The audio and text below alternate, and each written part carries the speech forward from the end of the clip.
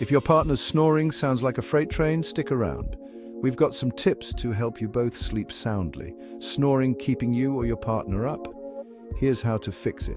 First, try sleeping on your side instead of your back. Gravity won't mess with your airways as much, ta. Next, use a humidifier. It keeps the air moist and your airways open. Also, avoid alcohol and heavy meals before bed.